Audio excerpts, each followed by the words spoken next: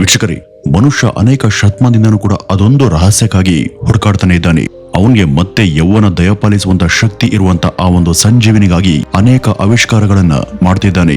ವೀಕ್ಷಕರೇ, ಈ ಒಂದು ವಿಷಯ ನಿಮಗೆ ಆಶ್ಚರ್ಯವನ್ನ ಉಂಟು ಮಾಡಬಹುದು. ನಾವೆಲ್ಲರೂ ಕೂಡ ಈ ಒಂದು ರಹಸ್ಯವನ್ನ ಆಧುನಿಕ ಕ್ರೀಮ್ಗಳಲ್ಲಿ ಅಥವಾ ಆಧುನಿಕ ಚಿಕಿತ್ಸೆಗಳಲ್ಲಿ ಹುಡುಕ್ತಾ ಸಮಯವನ್ನ ಹಾಳು ಮಾಡ್ತಿದೀವಿ. ಆದ್ರೆ ಈ ಒಂದು ರಹಸ್ಯ ಯಾವುದೇ ವಸ್ತುಗಳಲ್ಲಿ ಇಲ್ಲ, ಅದು ನಿಮ್ಮ ಹತ್ರನೇ ಇದೆ. ಇನ್ನೂ ಸ್ಪಷ್ಟವಾಗಿ ಹೇಳಬೇಕು ಅಂದ್ರೆ ಅದು ನಿಮ್ಮ ಕಾಲುಗಳ ಕೆಳಗೇನೆ ಇದೆ. ನಮ್ಮ ವೇದಗಳಲ್ಲಿ ಈ ನಮ್ಮ ದೇಹ ಪಂಚಭೂತಗಳಿಂದ ಸೃಷ್ಟಿಯಾಗಿದೆ ಅಂತ ಹೇಳಲಾಗಿದೆ. ಇವುಗಳಲ್ಲಿ ಅತ್ಯಂತ ಶಕ್ತಿವಂತ ಹಾಗೂ ಸ್ಥಿರವಾದಂತ ತತ್ವ ಅಂದ್ರೆ ಅದು ಪೃಥ್ವಿ ತತ್ವ. ಭೂಮಿಯ ಸ್ಪರ್ಶಕ್ಕಿಂತ ಮಿಗಿಲಾದ ನೈಸರ್ಗಿಕ ಚಿಕಿತ್ಸೆ ಬೇರೊಂದು ಇಲ್ಲ. ವೀಕ್ಷಕರೇ, ಇವತ್ತು ಇದರ ಕುರಿತಾದಂತ ಮಹತ್ವದ ವಿಚಾರವನ್ನ ಈ ಒಂದು ವಿಡಿಯೋದಲ್ಲಿ ನಿಮ್ಗೆಲ್ಲ ತಿಳಿಸಲಿದ್ದೇವೆ. ಇದು ನಿಮ್ಮ ಶರೀರಕ್ಕೆ ಅಂತರ್ಗತವಾದಂತ ಉಷ್ಣ ಅಂದ್ರೆ ಇನ್ಫ್ಲಾಮೇಷನ್ ಅನ್ನ ಕಡಿಮೆ ಮಾಡುತ್ತೆ.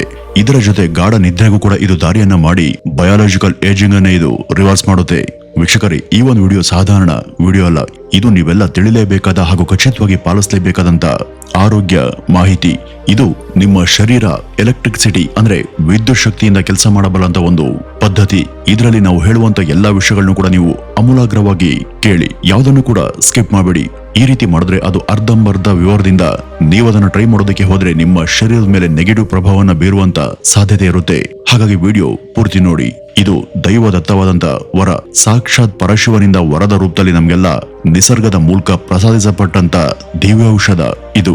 ಒಂದ್ ವೇಳೆ ನಿಮ್ಗೆ 40ಕ್ಕಿಂತನೂ ಕೂಡ ಹೆಚ್ಚು ವಯಸ್ಸಾಗಿದ್ರೆ, ಇಲ್ಲವೇ ಈಗಿನಿಂದಲೇ ನಿಮ್ಮ ಮುಖ ಮತ್ತು ದೇಹದ ಮೇಲೆ ಮುಪ್ಪಿನ ಛಾಯೆಗಳು ಕಾಣಿಸ್ತಾ ಇದ್ರೆ, ಇಲ್ಲಿ ನಾವು ನಿಮ್ಗೆ ಸೂಚಿಸುವಂತ ಈ ಚಿಕಿತ್ಸಾ ಜ್ಞಾನದ ವಿವರಣೆ ನಿಮ್ಮ ಲೈಫ್ಗೆ ಒಂದು ಟರ್ನಿಂಗ್ ಪಾಯಿಂಟ್ ಅನ್ನ ಕೊಡುತ್ತೆ.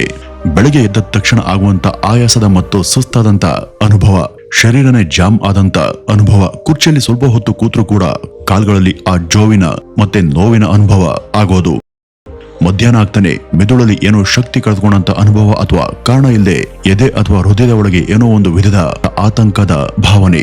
ಇದ್ಯಾವುದೂ ಕೂಡ ಆಕಸ್ಮಿಕ ಅಥವಾ ಕಾಕತಾಳೀಯವಾಗಿ ಸಿಗುವಂತ ಸೂಚನೆಗಳಲ್ಲ.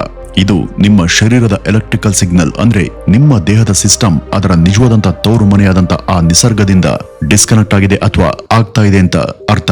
ಇದನ್ನ ಸರಳವಾಗಿ ಒಂದು ಉದಾಹರಣೆ ಮೂಲಕ ನಾವು ಅರ್ಥ ಮಾಡ್ಕೊಳ್ಬಹುದು. ನೀವು ಯಾವುದೋ ಒಂದು ದೇವಸ್ಥಾನಕ್ಕೆ ಹೋಗಿದ್ರಿ ಅಂತ ಅನ್ಕೊಳ್ಳಿ. ಅಲ್ಲಿನ ಕಲ್ಲಿನ ನೆಲದ ಮೇಲೆ ನೀವು ಬರಿಗಾಲಲ್ಲಿ ನಡೆಯುವಾಗ ಹಠಾತ್ತನೆ ಏನೋ ಒಂದು ಅಪರೂಪದ ಮತ್ತು ಆ ಪ್ರಶಾಂತ ಹಾಗೂ ನಿರಾಳ ಭಾವನೆ ನಿಮ್ಗೆ ಸಿಗುತ್ತಲ್ವಾ? ಯಾವುದೇ ಒಂದು ದೊಡ್ಡ ಭಾರವನ್ನು ನೀವು ಅಲ್ಲಿ ಕಳೆದುಕೊಂಡಂತ ಅನುಭೂತಿ ನಿಮ್ಗೆ ಸಿಗುತ್ತೆ ಅಲ್ವಾ?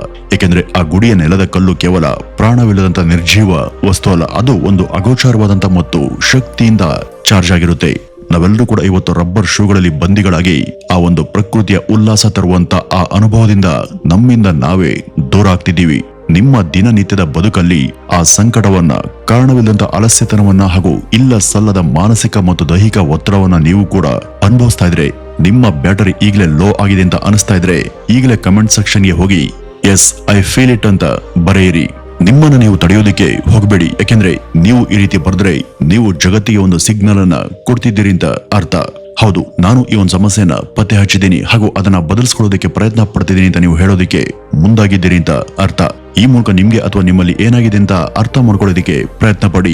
ನಮ್ಮ ಮಾನವ ಚರಿತ್ರೆಯ 99% ಭಾಗವನ್ನೆಲ್ಲ ನಮ್ಮ ಹಿರಿಯರು ಅವರ ಬದುಕನ್ನ ಬರೀ ಪಾದದಲ್ಲೇ ಕಳೆದಿದ್ದಾರೆ. ನಮ್ಮ ಪೂರ್ವಜರು, ಋಷಿಗಳು, ಮುನಿಗಳು ಇವರು ಮಾತ್ರವಲ್ಲದೆ ಸ್ವತಃ ಆ ಮಹಾದೇವಾದಂತ ಪರಮಶಿವ ಕೂಡ ಕೈಲಾಸದಲ್ಲಿ ಬರಿಗಾಲಲ್ಲೇ ನಡೀತಾ ಇದ್ರು, ನೆಲದ ಮೇಲೆ ಮಲಗ್ತಿದ್ರು. ಅವರು ಸದಾ ಕಾಲವೂ ಕೂಡ ಗ್ರೌಂಡಿಂಗ್ ಸ್ಟೇಟ್ ನಲ್ಲೇ ಇರ್ತಾ ಇದ್ರು. ಅಂದ್ರೆ ಈ ಭೂಮಂಡಲದ ಜೊತೆ ಅವರು ಎಲೆಕ್ಟ್ರಿಕಲ್ ಆಗಿ ಕನೆಕ್ಟ್ ಆಗ್ತಿದ್ರು. ಇದರ ನಂತರ ಆಧುನಿಕ ಜಮಾನ ಬಂತು. ರಬ್ಬರ್ ಶೂ, ಲೆದರ್ ಶೂಗಳು, ಲೆದರ್ ಪಾದುಕೆಗಳು, ಕಾಂಕ್ರೀಟ್ ರೋಡ್ಗಳು, ಸಿಂಥೆಟಿಕ್ ಕಾರ್ಪೆಟ್ಗಳು, ಎತ್ತರದ ಬೆಡ್ಗಳು, ದೊಡ್ಡ ಮಹಲುಗಳು, ಹೀಗೆ ಇವೆಲ್ಲವೂ ಕೂಡ ಬಂದ್ವು. ಇವೆಲ್ಲ ಅಭಿವೃದ್ಧಿಯ ಪೂರಕ ಅಂತ ನಾವು ತಿಳ್ಕೊಂಡ್ವಿ.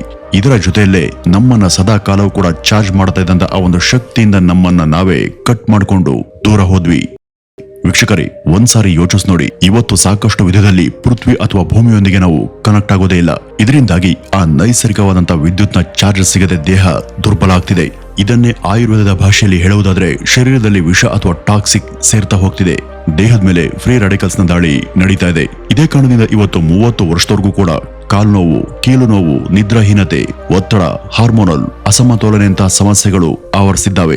ನಾವೆಲ್ಲರೂ ಕೂಡ ಇದನ್ನ ಏಜಿಂಗ್ ಪ್ರಾಬ್ಲಮ್ ಅಂತ ಅನ್ಕೊಳ್ತೀವಿ. ಆದ್ರೆ ಇದು ವಯಸ್ಸಿನ ಸಮಸ್ಯೆ ಅಲ್ವೇ ಅಲ್ಲ, ಇದು ಡಿಸ್ಕನೆಕ್ಷನ್. ಇದ್ರ ಬಗ್ಗೆ ಇವತ್ತಿನ ಮಾಡರ್ನ್ ಮೆಡಿಸಿನ್ ಕೂಡ ಡೀಸೆಂಟ್ ಆಗಿ ವಿವರಿಸುತ್ತೇನೋ ನಿಜ, ಆದ್ರೆ ನಮ್ಮ ಶಾಸ್ತ್ರಗಳಲ್ಲಿ ಇದ್ರ ಬಗ್ಗೆ ಹಲವು ಶತಮಾನಗಳ ಮುನ್ನವೇ ಬರೆದಿರುವಂತ ದಾಖಲೆಗಳು ಇದ್ದಾವೆ. ಭೂಮಿಯನ್ನ ನಾವು ಪೃಥ್ವಿ ಮಾತೆ ಅಂತ ಕರಿತೀವಿ. ಅದು ಕೇವಲ ಮಣ್ಣು ಮಾತ್ರ ಅಲ್ಲ, ಅದು ಒಂದು ದೊಡ್ಡ ಬ್ಯಾಟರಿ. ಅದರಲ್ಲಿ ಸಹಜವಾದ ನೆಗೆಟಿವ್ ಎಲೆಕ್ಟ್ರಿಕಲ್ ಚಾರ್ಜ್ ಇರುತ್ತೆ. ಇನ್ನೊಂದ್ ಕಡೆ ನಿಮ್ಮ ಶರೀರ ದಿನ ಪೂರ್ತಿ ಅನುಭವಿಸುವಂತ ಆ ಒಂದು ಒತ್ತಡದಿಂದ ಮೊಬೈಲ್ ರೇಡಿಯೇಷನ್ ಹಾಗೂ ವೈಫೈಗಳ ಮಧ್ಯೆ ಇರೋದ್ರಿಂದ ಪಾಸಿಟಿವ್ ಚಾರ್ಜ್ ನಿಂದ ಹೀಟ್ ಆಗುತ್ತೆ. ಇದನ್ನೇ ನಾವು ಹೀಟ್ ಅಥವಾ ಇನ್ಫ್ಲಮೇಷನ್ ಅಂತ ಹೇಳಬಹುದು. ಇದ್ರ ಬಗ್ಗೆ ವಿಜ್ಞಾನ ಶಾಸ್ತ್ರ ಮತ್ತು ಆಧ್ಯಾತ್ಮ ಶಾಸ್ತ್ರ ಇವೆರಡೂ ಕೂಡ ಹೇಳುವಂತ ಅಪರೂಪದ ಸತ್ಯಾಂಶಗಳ ಬಗ್ಗೆ ತಿಳಿಬೇಕು. ನಿಮ್ಮ ಚರ್ಮ ಭೂಮಿಯನ್ನ ಸ್ಪರ್ಶ ಮಾಡಿದಾಗ ಏನಾಗುತ್ತೆ? ಭೂಮಿಯಲ್ಲಿ ಇರುವಂತ ಎಲೆಕ್ಟ್ರಾನ್ಗಳು ನಿಮ್ಮ ಶರೀರಕ್ಕೆ ಸೇರಿ ಪ್ರವಹಿಸಲು ಶುರು ಮಾಡ್ತವೆ ಹಾಗೂ ಎಕ್ಸ್ಟ್ರಾ ಪಾಸಿಟಿವ್ ಚಾರ್ಜ್ ಅನ್ನ ನ್ಯೂಟ್ರಲೈಸ್ ಮಾಡ್ತವೆ. ಇದು ಒಂದ್ ರೀತಿ ಎಲೆಕ್ಟ್ರಿಕ್ ವೈರ್ಗೆ ಅರ್ಥಿಂಗ್ ಸಿಕ್ಕ ಹಾಗೆ. ಶರೀರಕ್ಕೂ ಕೂಡ ಪ್ರಶಾಂತತೆ ಸಿಗುತ್ತೆ. ಹಾಗಂತ ಇದು ಕೇವಲ ಹೈಪಾಥೆಟಿಕಲ್ ಥಿಯರಿ ಮಾತ್ರ ಅಲ್ಲ, ಇದು ರಿಸರ್ಚ್ಗೆ ಒಳಗಾಗಿ ದೃಢಪಟ್ಟಂತ ಸಂಗತಿ. ಜರ್ನಲ್ ಆಫ್ ಇನ್ಫ್ಲಮೇಷನ್ ರಿಸರ್ಚ್ ಅಧ್ಯಯನ ಪ್ರಕಾರ ಗ್ರೌಂಡಿಂಗ್ ನಿಂದಾಗಿ ಶರೀರದಲ್ಲಿ ಪಾಸಿಟಿವ್ ಚಾರ್ಜ್ ನಿಂದ ಉಂಟಾದಂತ ಹೆವಿ ಉಷ್ಣತೆ ಕೆಲವು ವಾರಗಳಲ್ಲೇ 60% ತಗ್ಗುತ್ತೆ. ಥರ್ಮಲ್ ಇಮೇಜಿಂಗ್ ನಲ್ಲಿ ಗೊತ್ತಾದಂತ ಸಂಗತಿ ಏನು ಅಂದ್ರೆ, ನೋವಿನಿಂದ ಕೆಂಪಾದಂತ ಶರೀರದ ಭಾಗಗಳು ಗ್ರೌಂಡಿಂಗ್ ನಡೆದಂತ 30 ನಿಮಿಷಗಳಲ್ಲೇ ತಣ್ಣಗಾಗ್ತವೆ. ಕಾರ್ಟಿಸೋಲ್ ಲೆವೆಲ್ಸ್ ಬ್ಯಾಲೆನ್ಸ್ ಆಗ್ತವೆ. ಬ್ಲಡ್ ಪ್ರೆಷರ್ ಕೂಡ ಸುಧಾರಿಸಿ ದೇಹದ ಹೀಲಿಂಗ್ ವೇಗ ಕೂಡ ಜಾಸ್ತಿ ಆಗುತ್ತೆ. ಇದು ಯಾವುದೋ ಮಾಟ ಮಂತ್ರ ಅಲ್ಲ, ಇದು ಬಯೋ ಎಲೆಕ್ಟ್ರಿಕಲ್ ರೆಗ್ಯುಲೇಷನ್. ಹಾಗೂ ಈ ಒಂದು ಸತ್ಯ ನಮ್ಮ ಪ್ರಾಚೀನ ಕಾಲದ ಋಷಿ ಮುನಿಗಳಿಗೆ ಗೊತ್ತಿದ್ದಂತ ವಿಜ್ಞಾನವಾಗಿತ್ತು. ಈಗ ನಾಸಾದ ವಿಜ್ಞಾನಿಗಳು ಅವರ ಸಂಶೋಧನೆಯ ಭಾಗವಾಗಿ ಭೂಮಿಯಿಂದ ಅವರು ದೂರ ಹೋದಷ್ಟು ಕೂಡ ಬಹಳ ಬೇಗ ಅವರ ದೇಹ ವಯಸ್ಸಾದ ಹಾಗೇನೆ ಕಾಣಿಸುತ್ತೆ. ಇದನ್ನ ನೀವು ಕೂಡ ಅನೇಕ ಸಲ ನೋಡಿರ್ತೀರ. ಯಾಕೆ ಆ ರೀತಿ ಆಗುತ್ತೆ? ಏಕೆಂದ್ರೆ ಅವರು ಭೂಮಿಯ ಫ್ರೀಕ್ವೆನ್ಸಿಯಿಂದ ಕಟ್ ಆಗಿ ದೂರ ಆಗ್ತಾರೆ. ಇದನ್ನ ಸರಿಪಡಿಸುವಂತ ಸಲುವಾಗಿನೇ ನಾಸಾ ಕೂಡ ಈಗ ಗ್ರೌಂಡಿಂಗ್ ನ ಸಹಾಯ ಪಡೆಯೋದಕ್ಕೆ ಮುಂದಾಗ್ತಿದೆ. ಇಲ್ಲಿ ವಿಚಿತ್ರ ಸತ್ಯ ಏನಂದ್ರೆ, ಈಗೀಗ ನಾವು ಕೂಡ ನಮ್ಮದೇ ಭೂಮಿಗೆ ಏಲಿಯನ್ಸ್ ತರ ಆಗೋಗಿದ್ದೀವಿ. ರಬ್ಬರ್ ಶೂಗಳನ್ನ ಧರಿಸಿ ಮತ್ತೆ ವಿಧ ವಿಧದ ಚಪ್ಪಲಿಗಳನ್ನ ಧರಿಸಿ ನಮ್ಮ ನ್ಯಾಚುರಲ್ ಕನೆಕ್ಷನ್ ಅನ್ನ ಕಟ್ ಮಾಡ್ಕೊಂಡಿದ್ದೀವಿ. ನಮ್ಮ ಪ್ರಾಚೀನ ವೈದ್ಯರಿಗೆ ಎಲೆಕ್ಟ್ರಾನ್ ಮೈಕ್ರೋಸ್ಕೋಪ್ಗಳ ಅಗತ್ಯ ಇರಲಿಲ್ಲ. ಯೋಗದಲ್ಲಿ ಅವರು ಪೃಥ್ವಿ ತತ್ವನ ಜೀವನಕ್ಕೆ ಮುಖ್ಯ ಆಧಾರ ಅಂತ ಕರೆದಿದ್ರು. ಆಗಿನವರೆಲ್ಲ ಬರೀ ನೆಲದ ಮೇಲೆ ಮಲಗ್ತಾ ಇದ್ರು. ಬರಿಗಾಲಲ್ಲಿ 100 ಕಿಲೋಮೀಟರ್ ಸುತ್ತಾ ಇದ್ರು. ಭೂಮಿ ನಮ್ಮನ್ನ ರೀಚಾರ್ಜ್ ಮಾಡುತ್ತೆ ಅಂತ ಅವ್ರಿಗೆಲ್ಲ ಆಗ್ಲೇ ಗೊತ್ತಿತ್ತು. ಆದ್ರೆ ಇವತ್ತಿನ ಮಾಡರ್ನ್ ಸೈನ್ಸ್ ಇದನ್ನೆಲ್ಲ ನಮ್ಮಿಂದ ಮರೆ ಮಾಚ್ತಾ ಇದೆ. ಇಲ್ಲಿ ಗ್ರೌಂಡಿಂಗ್ ಅನ್ನೋದು ಆಂಟಿ ಆಕ್ಸಿಡೆಂಟ್ ತರ ಕೆಲಸ ಮಾಡ್ತಿದೆ. ಇಲ್ಲಿ ವ್ಯತ್ಯಾಸ ಏನಪ್ಪಾ ಅಂದ್ರೆ, ನೀವು ಅದನ್ನ ಟ್ಯಾಬ್ಲೆಟ್ ನ ರೂಪದಲ್ಲಿ ಸೇವಿಸೋದಿಲ್ಲ ಅಷ್ಟೇ, ನೇರವಾಗಿ ಅದನ್ನ ಭೂಮಿಯ ಸ್ಪರ್ಶದಿಂದಲೇ ತಗೊಳ್ತೀರಾ. ಇದೇ original aunty ageing therapy, original immunity booster. ಆದ್ರೆ ಈಗ ನೀವು ಇದನ್ನ ಹೇಗ್ ಪಾಲಿಸಬೇಕು ಅಂತ ಹೇಳ್ತೀವಿ. ಗಮನ ಇಟ್ಕೇಳಿ, ಇದು ನಿಮ್ಮ ಜೀವನ ಬದಲಿಸುವಂತ 20 ನಿಮಿಷಗಳ ಪ್ರಾಕೃತಿಕ ಚಿಕಿತ್ಸೆ ಮಾತ್ರ. ಮೊದಲನೇ ಸ್ಟೆಪ್ ಪ್ರತ್ಯಕ್ಷ ಸಂಬಂಧ. ಅಂದ್ರೆ ನೀವು ನಾಳೆ ಬೆಳಗ್ಗೆ ಎದ್ದ ತಕ್ಷಣ ಹೊರಗಡೆ ಬನ್ನಿ. ಯಾವುದೇ ಶೂ ಚಪ್ಪಲಿಯನ್ನು ಧರಿಸದೆ ಬರಿಗಾಲುಗಳಲ್ಲಿ ಕಲ್ಲು ಮಣ್ಣಿನ ಮೇಲೆ ಅಥವಾ ಹಸಿರು ಹುಲ್ಲಿನ ಮೇಲೆ ಇಡಿ. ಕಾಂಕ್ರೀಟ್ ರಸ್ತೆಗಳಲ್ಲಿ ಓಡಾಡಿದ್ರೆ ಇದು ಕೆಲಸ ಮಾಡೋದಿಲ್ಲ. ಯಾಕೆಂದ್ರೆ ಅವು ನ್ಯಾಚುರಲ್ ಅಲ್ಲ, ಬದಲಿಗೆ ಅವು ಕಂಡಕ್ಟರ್ ಹೀಟ್ ಇದ್ದ ಹಾಗೆ. ಇದು ಕೆಲಸ ಮಾಡಬೇಕು ಅಂದ್ರೆ ನೀವು ಹತ್ತಿರದ ಪಾರ್ಕ್ ಅಥವಾ ಬರೀ ಕಲ್ಲು ಮಣ್ಣಿನ ನೆಲದ ಮೇಲೆ ಇರುವಂತ ಬಯಲು ಸೂಕ್ತ ಜಾಗ.